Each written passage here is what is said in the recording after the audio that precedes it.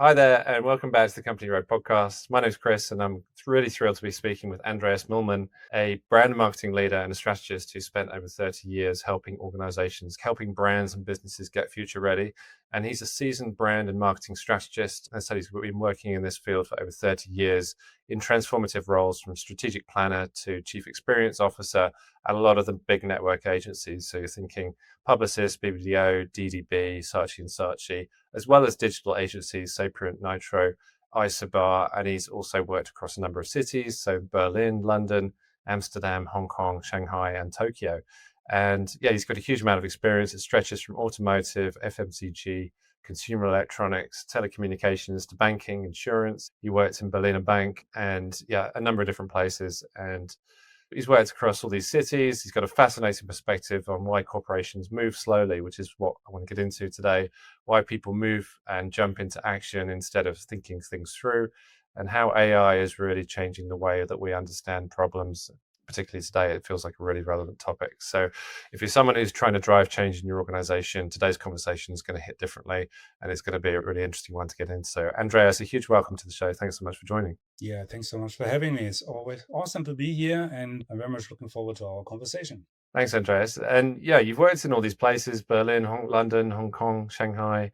Now you're in Bangkok. And yeah, I just want to ask you maybe a general opening question, which is around what patterns are you seeing in how different corporate cultures in some of those places approach change? And why do some people resist change more than others, do you think? That's a really open question. Yeah, that's an open question and a very big question. I guess we can spend our podcast on this topic and probably Yeah, more yeah. than that. You talk and I'll just go. I think the best way actually is like over 25 years ago, almost 30 years ago, when I moved away from Germany to Hong Kong. And that was my first stint outside Germany and outside Europe. And I remember, as a very personal story, I remember that I had a discussion with my wife about washing the clothes, because in Hong Kong, the washing machines are different. They wash with cold water and they move very slowly. From Germany, we have Miele, and we have like big, massive, gigantic metal built washing machines that had hot water. And I said, the clothes cannot get clean like this. Not possible. We need a new washing machine.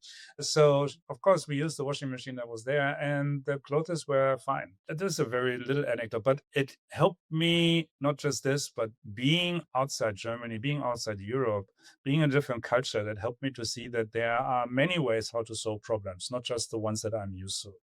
And I think ever since, I'm fascinated by how people solve problems. Back then, I realized, okay, so I'm just an arrogant twat that believes I know how to do things, but actually other people know how to do things as well, maybe even much better than I do. And that many solutions are based on context, on history, on future, on vision, on motivation, on setups, on ability, on all kinds of things, right? So there's no one solution to a problem. There are many solutions to a problem. And my job as a strategist is to help find solutions that work better than, let's say, the average solution. And for me, since then, I've been on this journey to understand how to solve problems and how actually help companies to solve their problems. I like to solve, and I think a lot of business problems are actually down to marketing, and I define marketing very wide. If a CEO is not good in expressing his vision to his employees, and therefore they don't know really what to do, that is for me marketing. That is managing the market, managing everyone inside and outside in order to know why this company is doing what it's doing, and most importantly, how to do it better. So in this sense, I think a lot of issues that business have goes down to my broader definition of marketing. And I like to use my experience in order to help solve their business problem through marketing, and ideally with solutions that work better than the average. A long answer to your question. And again, but you said already at the beginning, we could spend a lot of time on this. I think a lot of companies, their biggest challenges is that, particularly if they're a little bit larger, that they had a streak of success. Those people who are responsible for this success, or who actually benefit from the success, they probably believe they have worked out a way on how to maintain that success, because there's a certain trajectory, right? I repeat the things that I've been doing in the past, and that's worked. And I tried out for a long time to get it work. It didn't work. And now it works. So now I have to basically milk the cow and do more of it, because that is finally the way of how to be successful. And I think I'm an entrepreneur myself. I'm working as a consultant on my own, and I'm doing the same. I'm trying to figure out how to do it right. And once I figure it out, then I will be very happy and I will just continue repeating it. The fallacy potentially here is that even though you figure out or you believe you have figured out why you're successful, that might change. And just because you've been successful once or twice or 3 times or 5 or 10 times, it doesn't mean that you will be successful 11 times. It doesn't mean that you actually have figured out that there even is a certain method that leads to success. There's maybe you've heard about Darren Brown. Darren Brown, Yeah, I know Darren Brown. illusionist and awesome. He brings together hypnosis, illusion, mental. He's also called, I think he calls himself a mentor. There's one episode where it's called The Horse Race, and he's calling this woman, I believe, and said randomly, he doesn't know her, and he calls her and said, hey, on Saturday there is a horse race. Bet on horse number 2. I give you money. I give you $50. Take the $50 and put on horse number 2, right? And she wins, right? So next weekend, he calls her again and said, look, I have the next horse, right? It's number 5. And she wins, right? And he does it 3, 4, 5 times, right? And she wins. And then he calls her and said, okay, look, I have another horse, but this time I want to tell you my method. So bring all your money, bring all the money that you get. We meet at the races. I take the money, I bet on the horse. And while the race is going, I tell you how my method works, right? Okay, she says she's excited. She gets money. I think she gets 20,000 pounds loan from her parents or something. So it brings all the money that she has. They meet at the horses.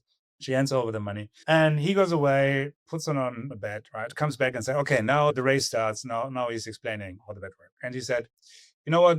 6 months ago, I called 20,000 people and I told them bet on horse number 1, horse number 2, horse number 3, and horse number 4. And I gave them all some money, right?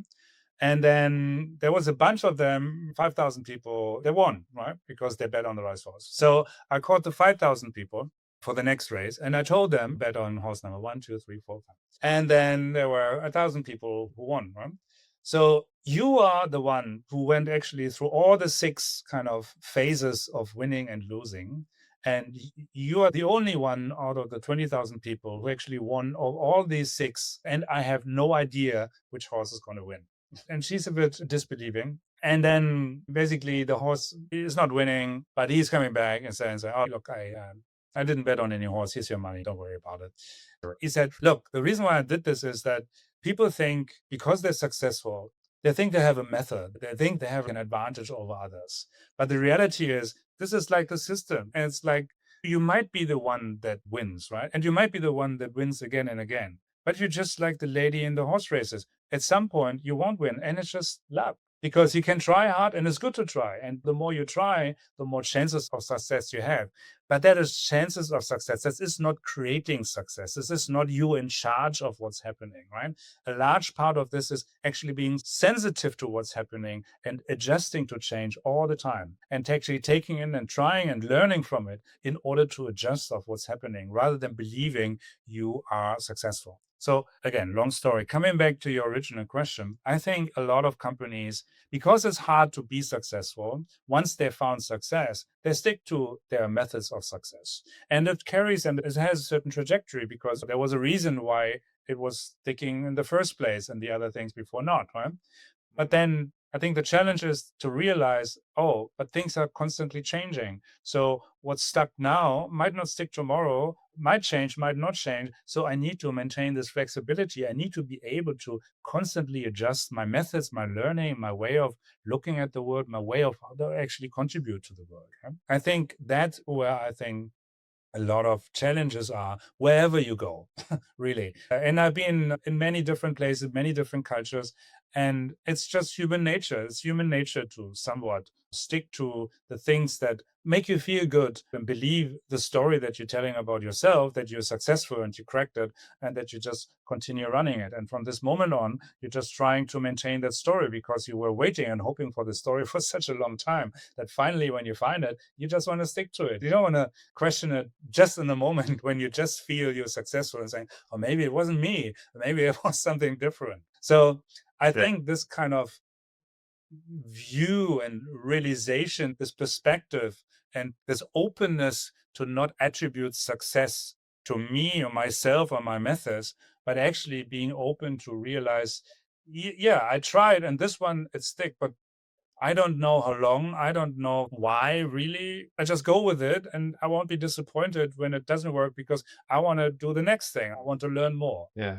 Yeah. I mean, there are lots of things within that story that I find interesting. And I feel like in the story of either you being in control or not being in control because it's down to luck, the common ground might be around tenacity and perseverance. And that could be a unifying theme because if you're determined to make it succeed, then in the end, most people would think you would succeed, particularly in a business sense, because you've got the tenacity to see it through. A lot of people don't get to that point, and that's why entrepreneurship is practiced and conceived in lots of different ways, obviously, and people get as far as they can and then they may take a corner or they might stop, right? The same thing happens with entrepreneurship, like within an organization. And this podcast is about entrepreneurship in the main. People are getting as far as they can, but if they hit the wall or if they come up against obstacles, then they're most likely to either change their tactic or stop. So yeah, it's an interesting one about how much control you feel you have personally over the situation versus what might be influenced by others or even just down to pure luck, as you were putting it just before. I think there are many stories. I don't know. It might be more of an urban myth, but Yeah, you might remember in the 80s, there was this big battle. You might not remember. I'm not sure whether our listeners remember. In the 80s, when there was a big fight between, I think it was Video 2000, VHS, and Betamax, I think. Max. Yeah. And so which becomes the prevalent dominating video format globally. And apparently the reason why VHS worked, so the best quality I think Video 2000. And that's what all the ad agencies were using. yes. Yeah. And so VHS was an inferior technology and quality, but think that VHS was, I don't know anymore who was responsible for which format, but apparently, and again, I don't know whether it's an urban myth, VHS was the only format that allowed porn, whereas all the other two formats did not allow and did not collaborate with porn producers. And apparently that content, that was the main driver for the success of the video format. So Like, it wasn't the quality, it wasn't the technology, it was the content, which nowadays, if you tell the story, you would say, yeah, of course, the content rules. Everything is content. You have great content. It's not the platform, it's the content that actually makes the platform successful. But back then, I think that was a very new thing. But I think here, in hindsight, you can explain and say, yeah, of course, content. But in that situation, I don't think anyone would have been able to foresee that something. And again, it doesn't matter whether the story is true or not. What matters is that this is a common kind of process of business thinking. You develop a piece of technology, so you focus on the qualities and the benefits of this technology, but you're probably not focusing on the content that actually makes this technology actually valuable for people, right? Because they're actually not looking so much for the quality and for the pixels. They're looking for what can actually watch with that, right? I think for me, there's also a good example how, in a way, it's a bit of the black swan thing, right? You don't know what you don't know, and therefore you don't know where it's coming from. Now you can learn from the past and you can say, let's also put this on the checklist that we're sure that we actually cover this. But there might be something outside your realm of perception, outside of what you define your category is about, that actually defines whether your category or whatever you're doing in the category is successful or not. And I think that's why one thing that is, I think, a big barrier when it comes to change for companies is to be able to look outside their realms of what they think defining the industry, being open-minded in terms of, and getting people in that have no idea about, smart people, but who have a wide perspective of the world and can then look inside your industry and say, in other industries, that might be interesting, or what about this, and what about that? So you keep going in terms of, how can I evolve this? That you not get stuck into something. The automotive industry, basically, the European and US automotive industry, they just got stuck with combustibles, right? And even though Tesla showed them the way forward, they ignored it. Even though the EU said you're not supposed to sell combustibles in now 6 years anymore, they still could not put enough sufficient effort into EVs and got basically pushed aside by the Chinese. I remember I was working for Mercedes-Benz back then, was one of my clients. And they didn't take EVs serious because for them there were no cars. They didn't smell like cars. They didn't feel like cars. They're just different. There's no cars. But that happens if you have a lot of automotive nerds working in your company because they are there for this specific reason. They're looking inwards and they're specialists for this and they're super good at this. But they can't look beyond that because they're not interested in looking beyond. They're interested in this thing. That's why they're specialists, right? Yeah. So I think you can find a lot of these examples. I work for a lot of, quite some automotive brands, but I was never really interested in cars, to be honest. I was always interested in why other people are interested in cars. Because that's what I want to understand. I want to understand why they are feeling so strongly about it, whereas I don't really feel much about it. It's just a thing for me that gets me from A to B, and some are nicer and some are not, and some is luxury and some are not. But fundamentally, it's not my thing. And in a way, because it's not my thing, but I'm interested in why it's other people's thing, that allows me, I believe, to see things that other people wouldn't see because they just wouldn't look at it. They just wouldn't be interested in that. They're either in it or they're not. And if they're in it, then they just feel, yeah, of course they're in it because I'm in it. So we're all in it. But they all then see just the thing that makes them being in it. They don't see anything outside or what might change the thing that they're in it.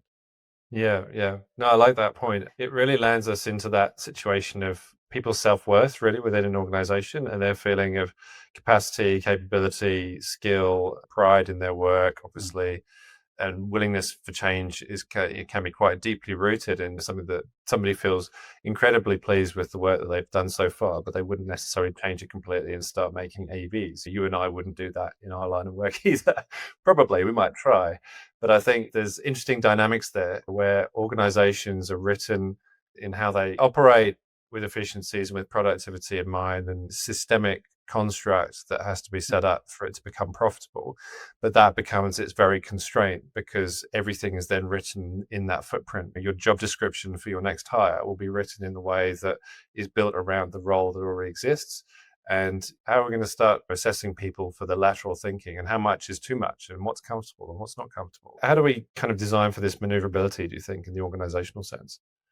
Yeah, I think you mentioned it earlier. One thing is that there's a certain fairness, in particular larger companies and corporations, not being so flexible, agile, and dynamic. And the fairness I see is if they wouldn't be so, if large corporations would be very flexible and agile and dynamic, there wouldn't be any point for startups to do their job because they would do the job, right? And that fairness, I believe, is also explained to a certain extent. First of all, I think with quantity changes quality. So if you, up to a certain point, the nature of what it is that you're doing will have to change. It's just the way things are. If you build a hangar for airplanes large enough, well, then it will develop its own weather. And so it's naturally that with quantity, the quality is changing to a certain extent. And I think a lot of companies are aware of it, which means some to larger, some to not to smaller extent, they focus on their culture, they focus on their ways of doing things in order to preserve their culture, which also makes sense, right? Like you say, okay, we believe it's our culture that actually allows us to get here. We need to preserve Google, Amazon. We believe we need to replicate this and preserve this. But again, also by that approach, you narrow it down. So you believe you have found a way of success that leads you there. So you preserve that way of success. And in some cases, this works. Again, this is the horse race model. Of course, there are certain aspects that it attracts certain caliber of talent, having certain environments that are better than in comparison to other companies. So there are certain benefits that probably propagate innovation and progress and so on. But still, if you have a certain size, you will have to, whether you want it or not, bring in certain systems. And by bringing and defining certain systems, that means you lock yourself down. You cannot shift anymore as fast as you want because that is a contradiction in terms. You cannot have systems and be flexible because you cannot have a flexible system. So either it's a system or it's not a system. Either it's a way of working or it's not. So there is, and yes, you can try, but You gain some, you lose some. And that maybe is the other thing. What's your focus in terms of gaining and losing, right? If you want to milk the cow more, you make your systems more rigid. If you want to still leave some flexibility, you make the system a little bit more vague, maybe. It becomes more guardrails in the system. But again, there will be limitations. And I think this is somewhat fair and only makes sense. I think one way to how corporations can avoid that is in a way, very simply, by not becoming big. Now, there are ways of not becoming big if you wish. For example, by structuring your company in little independent units and building incubators. Philips, for example, set up a lot of, is one of the largest research institutes in Europe, and they had this whole system of open innovation. So they said the campus is open. Any company can come here and set up an office because we want to work with others together. We want that influence in research and having a water cooler conversation where two people meet that never would met. And they said, hey, I have this, and hey, you have that, and why don't we do this together? So you can set up something, but then you set up a system that prevents you from being big, if you wish. So you're trying to offset becoming a corporation. You prevent to become a corporation. I think that is a good way of maintaining a certain open-mindedness and being influenced with ideas. But that's not enough. I think it's not enough because, for example, jumping a little bit here, if I look at Japan, I think the Japanese are very innovative. They have, and I think part of the reason I believe is because of their rigid social structures. So people look for outlets. And so they're trying to find solutions for just about everything. If you go to a Daiso, Daiso is like a Japanese 100 yen store. Yeah. You find in Japan, you can basically maintain your entire life just at Daiso. You don't need anything else. And everything just costs 100 yen. What is that now? 60 cents or something like this. And you find solutions for just about everything. They still have cassettes. I think you can still buy them in Daiso. You can still buy if you need it. Yeah.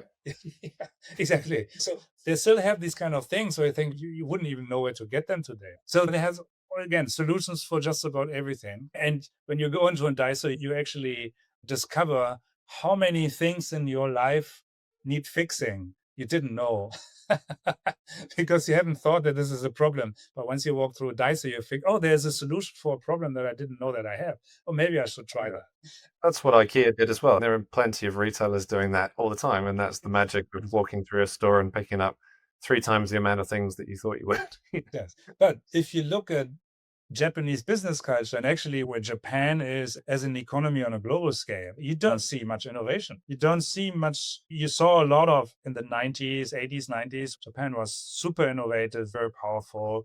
And then the bubble burst. And I think once the bubble burst, Japanese business leaders said, okay, we have to preserve the status quo now. We don't want to sink any deeper. Our job now is just to maintain things as they are. And that's what we do. And that's what they're doing today. There's this nice saying that Japan has been in the year 2000 for the last 40 years. And I think this describes it perfectly. They were so well ahead, and now they are so far behind. Now, it doesn't seem they're far behind. Everything functions. It's awesome. It's really great. Everything is working because Daiso fixes everything. Yes. But again, on the global level, they're just not, there's no much innovation coming through from Japan. And I think one reason is that there's lots of innovation in Japan, but it doesn't bubble up to the surface. The systems that they have in place, the way that they work, the way they evaluate ideas and so on, prevents them to actually having innovation coming through the world stage. Again, I'm generalizing and stereotyping. You will find Japanese companies who are not like this, no question. But by and large, as an economy, at least that's my perception, that one reason why there is innovation, it's just not coming up. So this is another thing that I think it's a very big challenge for organizations, is how to enable, you mentioned earlier, entrepreneurs, right? How to enable entrepreneurs to actually do their job. Because CEOs often have a good idea of what's required, but they're so for the company to progress and evolve. But they're often so far detached from the real work, and there's so many hierarchies, particularly with larger corporations, that the layers that are there, that vision, that request is just not filtering through. No. What basically ends up within the system is maintenance, prevention, status quo preservation. right? I think it's this, how do you stop, and this is again a very big challenge for larger organizations and somewhat a fair one. How do you stop to reward people from preserving the status quo? And that question is already a contradiction in terms, because if I want to make money and I have a successful, i.e., I sell with good margins business model, why would I not want to preserve the status quo? Mercedes and many other global car makers, they make money with combustibles, and they make very good money. Mercedes has record sales in combustibles, not in, Yeah. why would they divest? Why would they actually, how could they tell their own people to say, yeah, you did a great job, we're selling truck, but we don't want to sell that stuff anymore because that's not our future. We know what the future is. You know, it's laid out. We have written it. We're a mobility company now. We're not about cars anymore. And they will say, are you kidding me? I just did record sales. You just did record profits, and you just want to ditch that? So that is a dilemma. I think in tech it's called the innovator's dilemma. One, when do you actually divest on your legacy technology, and when do you start investing fully into the new technology, into your innovations? So a Tesla doesn't have these problems because they don't have legacy, right? There's no status quo to preserve. They can just fully, and they know they have to fully commit to the new thing. And that becomes their advantage. Now they have other problems to solve, no question. But there's the upside. The upside is finding something that works through this kind of wriggling with reality of the things that don't work, and finally have something that does work, and then boom, right? Yeah. And I think this shifting of perspective, I think that is the biggest challenge for a corporation to get done, because if shareholders want their money, and if the CEO said, we forget about these combustibles now. We're committed to EVs. We ditch this now. We're not just EVs. We only make mobility now. We're getting into bicycles, and we're getting into tech, and we're actually developing ecosystems around mobility and so on and so on. We'll say, okay, fire this guy, hire the previous CEO who was running the show perfectly, and we make shitloads of money, right? This is what happens. This is what happens. It's the same with government, which changes every few years as well. Companies are trying to align with what conditions are there and what presents. And unless there's a higher level order of influence that comes in, and there's an agenda for climate change and sustainability, and there are other things that do play a role in some of those decisions as well. But it feels like organizations would just be milking the cow, as you were putting it just before. I did see a product strategy model from, I think it was like Elon Musk before he went unpopular. This was going back 10 years or something. But it was juxtaposing the standard progression of a product into market from one iteration to a better version to a better version. It was just going up the scale like that. And the Elon Musk model was basically to circumnavigate that, pivot at the start, and then just get to a higher level outcome without any of those incremental steps, essentially. I think you may have seen the model. But yeah, it's within everyone's day-to-day role as an entrepreneur. How do we make that possible? Because not that you want to emulate Elon Musk in everything. It feels like there've got to be some side steps here for the bigger step to be made. Otherwise, it's all going to be incremental and constrained and not innovative. So what do you think? Yeah, I have a few thoughts on this, very different ones. I think maybe one way, I think the first thing that comes to my mind is actually humbleness, developing more humbleness to where you are, wherever you are. Because unless you're in, I don't know, in a prison in Miramar or something, probably doing okay. You might not do as well as you want to, or as you envisioned it, or whatever, but you're probably doing okay, right? And so humbleness in terms of, and gratefulness for where you are right now, right? And that where you are right now isn't really just your doing. It's mostly the doing of other people, because the other people that allowed you to be there, that supported you, that enabled you, that gave you opportunities, that, I don't know, fed you. So there is no one person who makes success. That's impossible. It's a huge group of people who make success, and who represents it is just that. It's the person who represents it. Now, if that person was a very smart person and had shares and blah, blah, blah, that might be also a very rich person. But fundamentally, it's all the other people that actually made it happen in some way. So their humbleness in terms of recognizing where you are today, it's actually a blessing. And there's no guarantee that you will be there tomorrow as well, right? Now, If you're tomorrow not there, of course you want to strive. That's most people want, right? And that's absolutely fine. We should strive because life is short and we want to experience things and we want to experience particular our own talents and so on. So by any means strive, try, but don't set your expectations too high and be disappointed if things are not working, because that's just not helping. It won't get you in any better place. So that's why, in a nutshell, humbleness, I think, is a very good prerequisite in order to bring in new things, be it change, be it innovation, be it progress, be it whatever. Can I ask on that I, point, just yeah. quickly, Andreas, have you seen that manifest really well in any of the cultures that you've been working? Have you seen it play out within organizations successfully in some way? Yeah, that's a great question. I've seen the opposite. Most of my time, I've been working in ad agencies, and ad agencies are mostly exactly the opposite. Yeah. They maybe less so today, to be honest, but particular, I think 20 years ago, a successful agency was driven by gigantic egos. Yeah.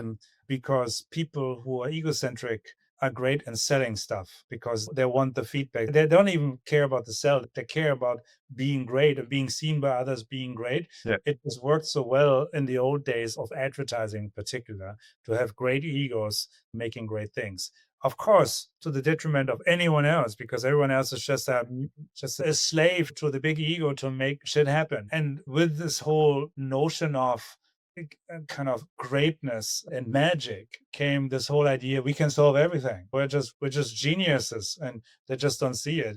And that came together with this complete ignorance of reality, like business reality. It's just we're just great. All we need is a great pitch and a great idea, and then we're just fucking great. A piece of paper, a few pens, we'll fix it. We'll work Yeah, it out. exactly. And yeah, exactly. Right. Yeah. And if you see this today, is like with a little bit more experience and a bit distance as well, you see how huge the disconnect is of ad agencies and their clients. How often do the agency world and the client world, marketing client, agency world, they basically never overlap. There is nothing that they actually do together apart from doing some ads. So I think there was some lunch in the middle part. I think yeah, there was exactly. Yeah, parties and lunch in the middle. yeah, yeah. The publications are different, awards are different, meetings are different. They're all in different worlds. And the trouble is that's totally fine for the client because they have the money. But for us as service providers, it's really surprising how little we actually play in the world of our clients, given that our job is to help them and to be successful and to work for them. And I think this leads to this level of, unfortunately, if I work with more digital agencies, particular those that are more, can I say, platform oriented. My impression was they're just much more down to earth. They're just more problem solutions focused. Because there's a mix of technology and engagement that needs to happen in order to make a platform work. So I think, in a way, maybe to more generalize it, I think the closer business is to their people, actually, to the customers, I think the more humble they become, the more real also they become, because if you focus on on the person that you actually work for, I think you're much better in picking up what your role is, and in a good way and also in a bad way, in terms of in more realistic way, not in some kind of hairy fairy fancy illusionary way. Yeah. I'm reminded I once when I was living in Hamburg, we had this bakery around the corner, and in this bakery there was a woman working selling bread, and when you came to, it's so weird, but I still remember this very vividly. When you entered the store and wanted to buy bread, she said, "Hello, how are you? That's great. How can I help you?" She gave you the sense that she was just waiting for you to enter the shop and buy something. And she oozed happiness to basically sell you some bread. And it was just such a pleasure. I love to go there and buy bread. No, just say the bread was pretty okay. It was not great, but pretty okay. But I like to go there not for the bread. I went there. I need bread. Right? I need decent bread. What's decent bread? But I love to go there just for the interaction with her. She was just awesome. Yeah. You were the first one there at 4 a.m. when the bakery opened, and you got the welcome, and then you got the bread. They open up pretty early, those German bakeries. But you get good bread, and I'm a sucker for good bread, unfortunately. She got me there. But no, she got me for the service. She got me for actually giving me the sense that she cared about me, very simply. And I think, I don't know, my sense was she enjoyed her job. Whether she really did, I don't know, but at least it came across like this. I think maybe this is the other thing is also basic. If you enjoy what you're doing, you're usually good at it, right? Because you enjoy what you're doing. So I think being sure, do I like what I'm doing? And if I don't like what I'm doing, how can I put myself into a position to what I'm doing? What needs to change? Because if I like what I'm doing, I will be doing better stuff, right? And I think organizations who allow that to happen, and maybe even who foster it, who support it, who basically help people to get there, I think that's probably environment who perform better in the long run, simply because you have people who are actually motivated in what they're doing. Yeah.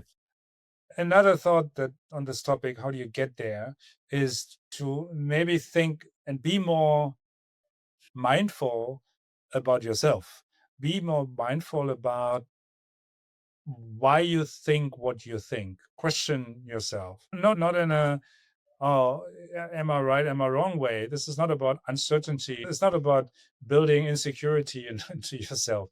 It's more about, how did I derive to that opinion? Is there a bias or a fallacy that I've been doing? Is there another way to think about this? The washing machine. Is there a different way of washing clothes and I still get to a great result, right? So I think being exposed, for me, being exposed to different cultures, being thrown into different situations. Like when we moved to Japan 7 years ago, I don't speak Japanese. I had some dealings with Japanese companies before. I worked for Denso indirectly, but out of Europe, but I never lived there. So being thrown into this culture and trying to work out things, that's just awesome. I love that. I love to just like, how do I do this? How do they do that? Why do they do it the way they do it?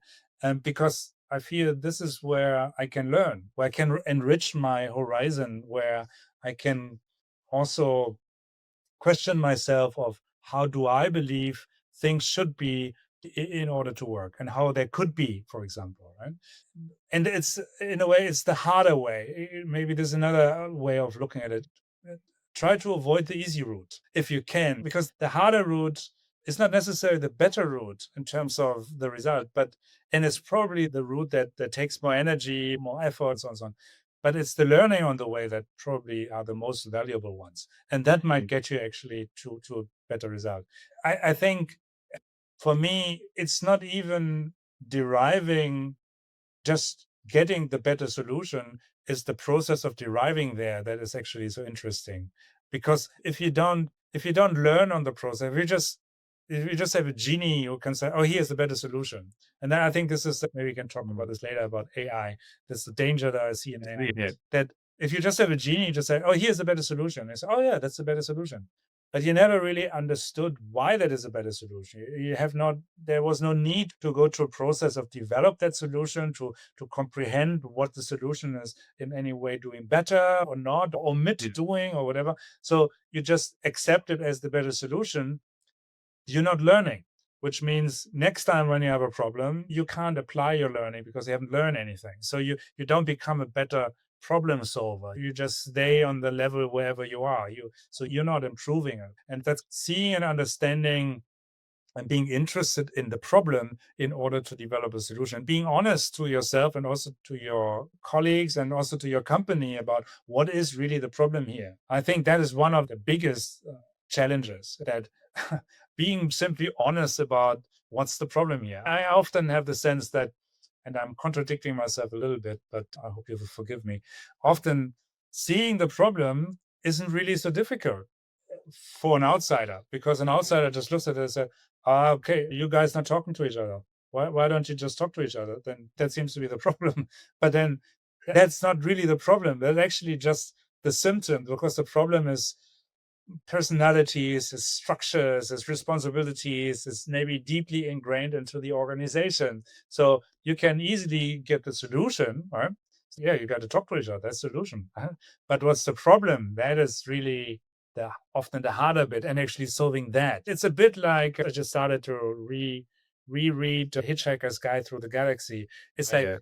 coming up with 42 is actually is not, if you have more experience and you're interested, is actually not so difficult. Yeah. It's going back to what the question was. How does that originate? How do you actually implement that solution into the environment that actually created that problem? I think that's often where the work is. And that's also how I feel as a strategist, is coming up with a strategy in itself is often is maximum half the work. The other half of the work is actually helping other people to accept that strategy as the right way to go, right? Yeah. Yeah. Yeah. And maybe there's even more than 50%. And maybe I think because as things are getting more and more complex, you got to onboard more people, more departments have to see how to interpret it. So it's doing this work on actually helping other people to see things the way you see it, and that they actually absorb and internalize your point of view, your way of solving the problem as their way of solving the problem. And I think that is often, that's easier in smaller environment and startups, where everyone is just looking for solutions and everyone is just craving for, let's just try. But in established corporations where divisions are and departments are involved, where departments have to have certain responsibilities or have certain KPIs to fulfill, that might be a much, much bigger challenge. So I think there are, maybe to wrap this up, there are two perspectives broadly. I think one is your own internal perspectives, how you can see things, how you can see yourself, how you can see your role and your capabilities and your shortcomings. And I think the more you get aware of your shortcomings, the better you can work on them and actually become better in what you're doing. And the other thing is the organization that you deal with, the challenges that organization has, and how you actually can engage that organization in helping them to overcome their problems in order to actually realize the solutions that seem to be maybe easy for you, but very difficult and hard for them.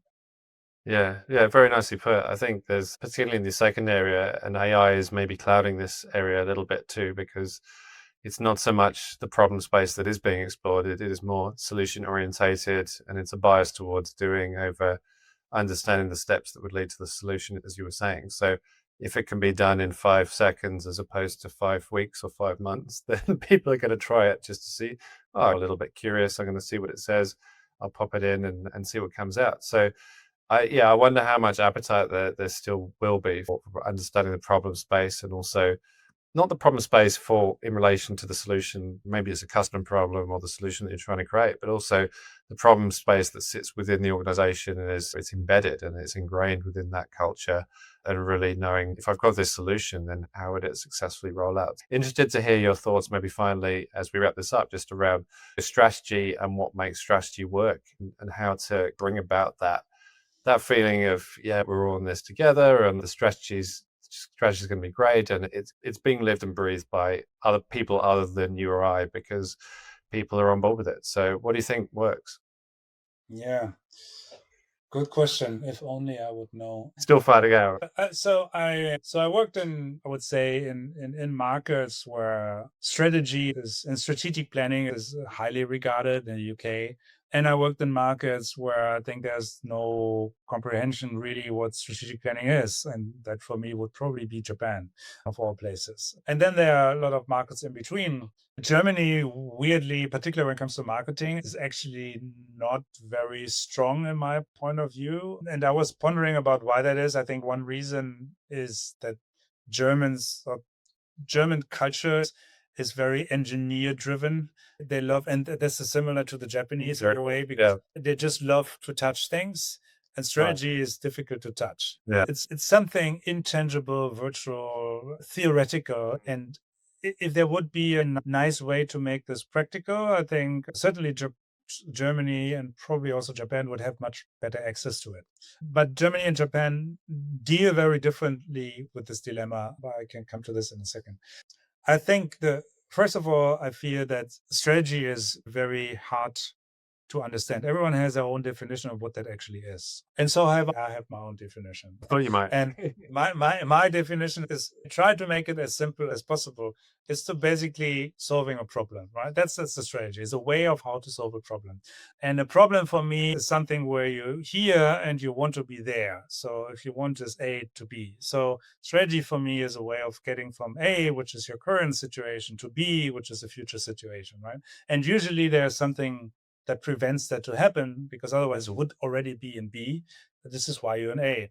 And so strategy is a way of how to overcome whatever prevents you from getting from A to B. And a good strategy for me is doing this particularly well. And particularly well means less time, less resource, cheaper, faster, easier, whatever, right? For me, in a nutshell, is good strategy. That sounds easy, but once you drill deeper, it becomes actually quite complicated, interestingly.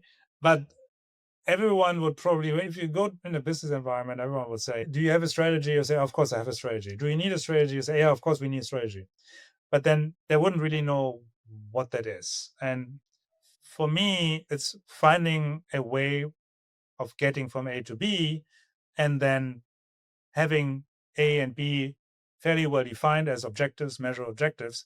And then actually here it becomes debatable.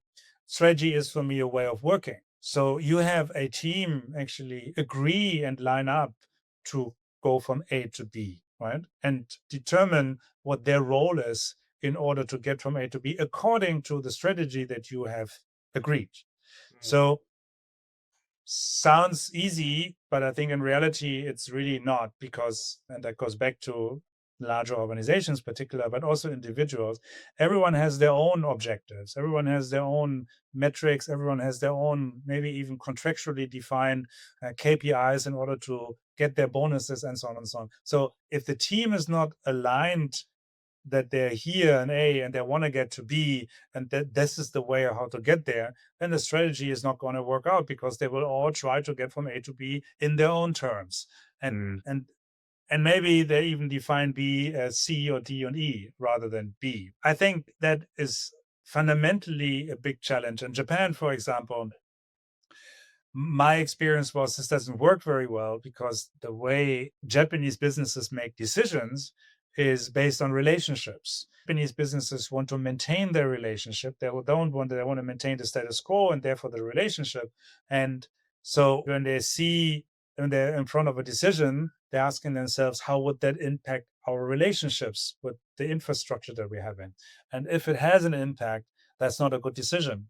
It might be a good way from getting from A to B, so it might be a great strategy, but it endangers my relationships, and therefore I'm not going this way, which means relationships are much more important than achieving objectives. In Japan, it's my overall learning. And that makes it so hard to work strategically in Japan. So I think that is, and that plus a certain, in particular in Asia Pacific, my impression is still businesses are very tactical rather than strategically. So they're looking into short to midterm results and focusing. In particular now, it seems to be everyone is again scared of recession. We've been scared of recession for, 3 years now and still not here. Everyone's waiting. When is it finally happen? I think that would be a big relief if there's finally a recession, so we can be done with it, but it's just not happening. But businesses are preparing. There's again this maintaining the status quo rather than, and actually having short-term incremental gains rather than doing strategic leaps into the future or building something for a long-term future, because they wouldn't really know whether the CMO is still there in 3 years' time. So it's this short-term quick success in order to have something to show. I think that is one of the issues when it comes to strategies and how strategy actually works or doesn't work within the region. Yeah, great. Thanks so much. If people want to get in touch with you, ask a question, have a chat, what's the best way to reach you? Oh, my best way is probably LinkedIn. Yeah. I'm not so much on social media. My only poison is Reddit, but I'm not on Facebook. And Reddit I love, I must say. But yeah, I think when it comes to business, LinkedIn is probably the best way. Yeah, great. Thank you very much for the conversation, Andreas. Really appreciated you coming onto the show. and sharing your views from all the countries you've lived in. And yeah, hopefully we get a chance to talk again soon. And yeah, if you haven't met Andreas, then feel free to get in touch with him as well. So thanks, everyone, and we'll leave it there.